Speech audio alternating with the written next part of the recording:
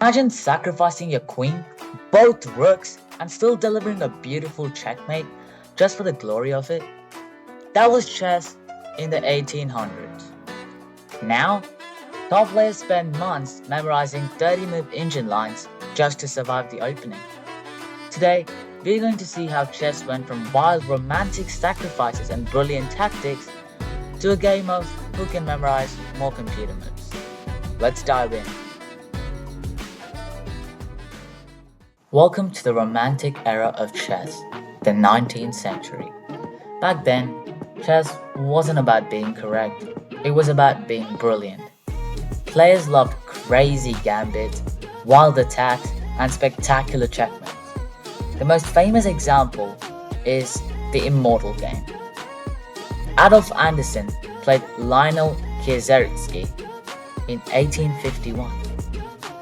Anderssen sacrificed basically everything, his queen, both rooks, and a bishop, and finally delivered checkmate in 23 moves. It was pure art. This kind of play made chess exciting and romantic. People didn't care about pawn structure or long-term advantages. They just wanted to attack the king and create beauty. Later on, Wilhelm Steinitz introduced positional chess, the idea that you need a solid foundation before attacking. Then came the hypermodern school, who said you don't even need to occupy the center with pawns.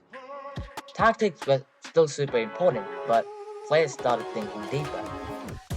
However, preparation was still mostly from books, nothing like today. Everything changed in 1997 when IBM's Deep Blue beat Garry Kasparov.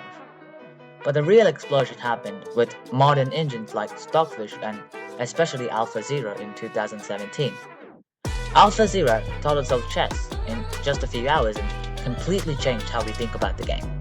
It showed us that many bad-looking moves are actually brilliant.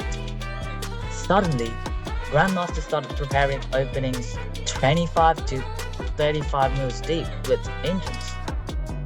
A new move found by a computer is called a novelty, and the player who knows the engine line the longest usually gets a big advantage.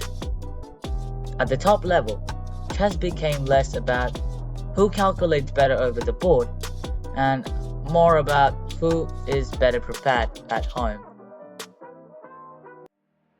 Bobby Fischer also had the same idea.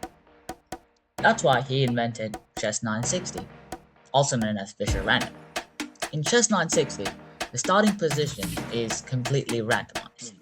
There are 960 possible setups, and this kills all the long memorized theory that AlphaZero and Stockfish has introduced, and brings back real creativity and talent. That's why many top players now prefer playing Chess 960 because it feels like real chess again and also pays a bit more. If you enjoyed this video, hit like, subscribe and turn on notifications.